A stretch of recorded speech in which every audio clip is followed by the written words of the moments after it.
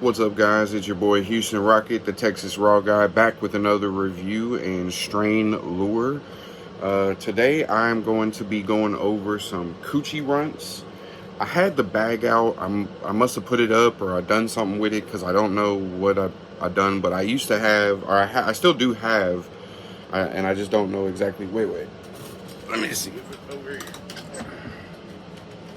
It is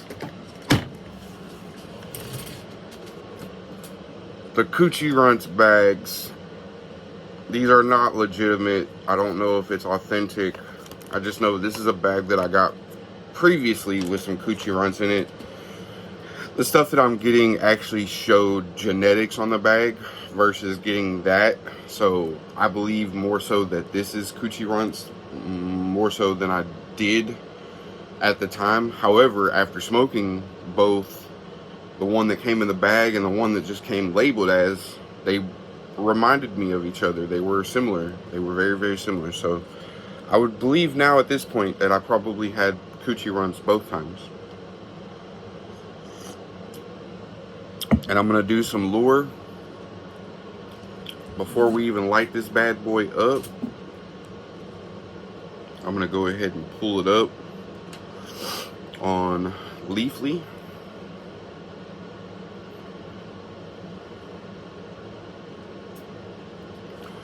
So the Coochie Runtz strain on Leafly shows to be a hybrid strain made through a cross of Runtz and another unknown strain. It debuted in illegal markets in 2022 and has quickly become high in demand among cannabis connoisseurs, especially those who love Runtz strains. Coochie Runtz cannabis tastes like premium Runtz with lots of grapey, gassy Skittles and gelato flavors and relaxing indica hybrid effects. Feelings are tingly, giggly, energetic. Negatives: dry mouth, paranoid, dizzy. Coochie Runtz strain flavors: apricot, chemical, and blue cheese. And I'll be honest, none of that jives with my with what I'm going to describe to you guys. So hang on, motherfuckers. I'm gonna go ahead and light this bad boy up. I got a cup of coffee piping hot. Ooh, almost dropped the joint.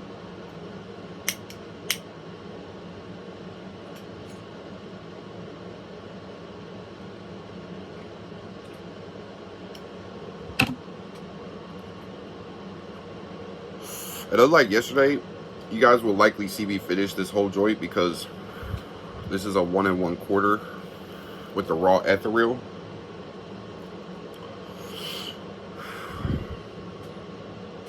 So I will likely smoke this whole bad boy.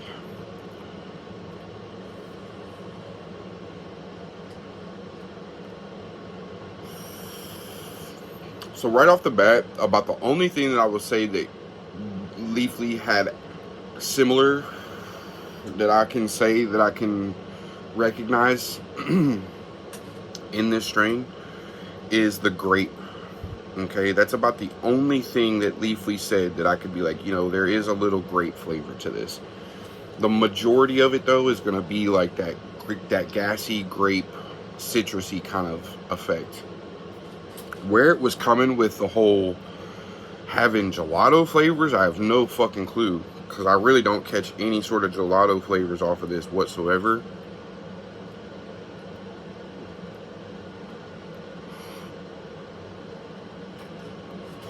I think the reason they call it Coochie Runtz is because there's a funk in here.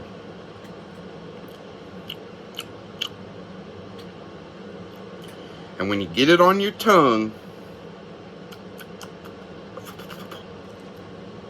it just very reminiscent. Very, very reminiscent is all I can say. Now the high for me, I would definitely have to say that Coochie Runtz, for me, is more hybrid leaning in effects as well. So I guess that's two things that I can sort of agree on that Leafly talks about, because it does talk about it being a hybrid. However, in the sense that it talks about it being like an indica dominant, I would say, in my opinion, for me, I get more sativa like effects all the way through. Now, I do still get a physical relaxation,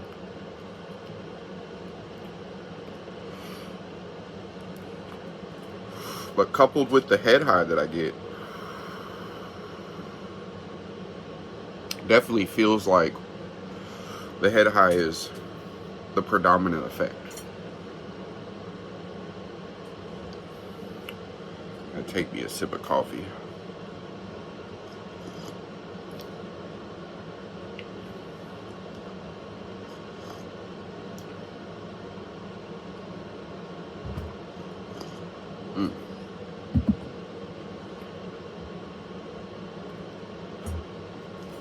Help kind of keep my taste buds all on the up and up.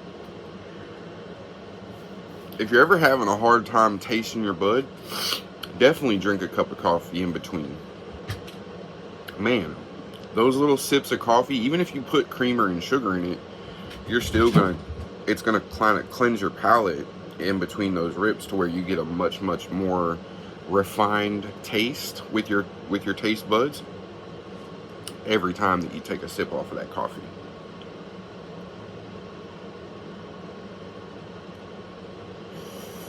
Now, one of the other things that I wanted to talk about with the Coochie Runtz, because I know I've talked about Runtz before in the strain review and lure stuff, but one of the things that they talk about in Coochie Runtz that distinguishes it from the other Runtz cuts is there supposedly is an unknown genetic. Let me tell you right now, if a company is selling a product and the story, quote unquote, lore mentions the fact that there's an unknown genetic in there, yeah, I can assure you that they don't mean in the genetics that they're using. And I can assure you that they're using that sort of like a secret sauce kind of thing. Like, oh, back down in the lineage somewhere, there's a genetic that we just don't know. And think about that as a recipe, right? Like, if you don't know, then you can't ever actually fully replicate. And the thing is, they might not know, but it might not even be that serious. So when the folks that are doing the genetics crosses, what they don't tell you is that when you get into these lineages of cannabis where, you know, it's got so many genetics down the line, it's not necessarily meaning that they like crossed those fucking genetics yesterday to get them today. It could literally mean that, you know, this part of the lineage fucking years ago was bred together to create these two particular genetics, which we are now using today. And that's fucking rampant in the cannabis industry because there's a lot of legacy growers. There's a lot of people who have been doing this a long time. You gotta figure just in California's legal market, they've been dicking around since '92.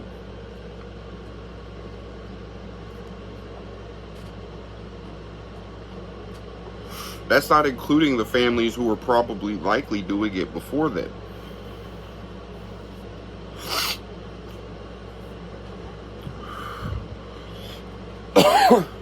So, keep that in mind. You hear, especially people who are heavily involved in the genetics, talking about, oh, well, we don't know exactly what cross makes up this particular cut. Bullshit. They are feeding people a line so that in the future they don't have to give you the recipe. Now, that's my opinion. I'm not hard pressed with factual evidence that I could lay before you guys. However, I want you guys to think of a couple things.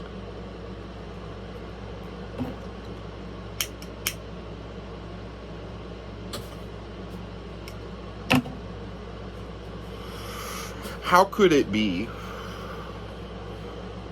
that there could be several strains to come out, quote unquote, with an unknown genetic, but yet are completely available on a nationwide scale. Also, run me the numbers on how many genetics it takes to grow a plant. Because whether your shit has all these genetics from before or not, guess what? One mother, one father. And a mother can reproduce until she's withering away. Okay? Cannabis is not the same as people. No matter how much they might like to try to compare the two, there is no comparison. There is not a bitch on this earth that could spread her legs and pop kids out until she's withering die. Alright? Cannabis mothers sling baby pot plants like they've been getting that pot dick. Okay? Now that's not how it goes down, but that's how you would think.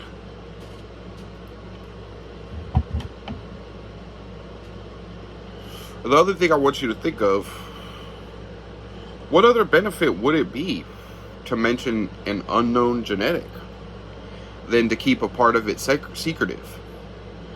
Why else possibly risk tarnishing the legitimacy of your genetics with a quote-unquote unknown genetic? Because I can tell you why. If you're the grower, you know why. And you know exactly what genetics go into your cuts. But if you need some sort of lure, if you need some sort of like sauce to make secretive, well, guess what? An unknown genetic does just that. Or a story about a possible bag seed at a concert, or somebody dropping a seed in the ground at a place that just so happened to catch the right amount of air, get the fuck out of here. Come on, guys. We're adults now in 2024, and we know the government's lying to us. Why would we fucking think that people that create these so-and-so stories are being any more truthful? So just think about that. Just think about that.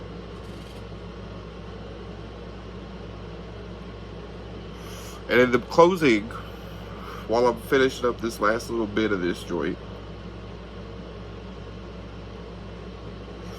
there's something else I want you to think of.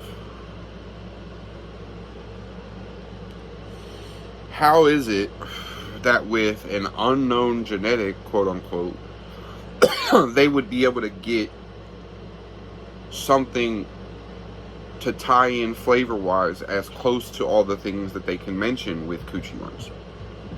Now, there's going to be some asshat that's going to come on here and be like, oh bro, the dealers name this shit whatever they want. I'm not talking about the dealers, dick. I'm talking about the actual genetics companies that grow these shits where they end up getting their name and their likeness.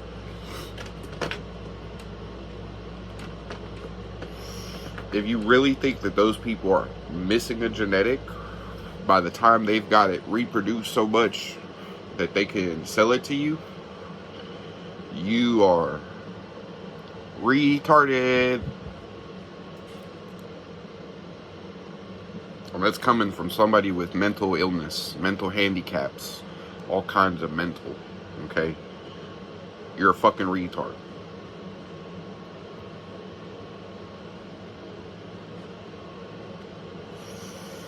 Don't be mad at me. Talk to Ricky Berwick about it. He told me I could say it. So in closing, Coochie Runtz. If you happen to see this bag and they're telling you that it's Coochie Runtz, it could be. If you're happening to get a genetics and they got it labeled as Coochie Runtz, it could be. If you happen to get a bag that says Funky Stanky Pussy Runtz, could be the same shit. Unfortunately, guys, with strains like these, that's kind of the lure part that really leaves it open-ended. There's no verifiable way to know 100% any aspect of it. So if you don't like that about those types of genetics, stay away from them. If the mystery and the intrigue is something that you don't mind, then fuck with it. I can tell you this, whether it's Coochie Runtz, whether it's Truffle Runtz, whether it's Dick Cheese Runtz, whether it's Titty Runtz, whether it's Pussy Popper Runtz, it doesn't matter. I can guarantee you this. More than likely, it is of a Runtz genetic, and more than likely, they're giving it some sort of flair to distinguish themselves from the rest. Okay, when you're fucking with a strain like that, you know, it's can be hard to distinguish yourself sometimes.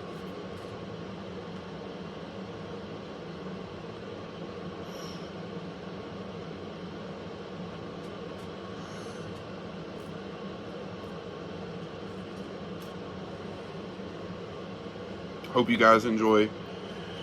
Cheers. Peace and much love.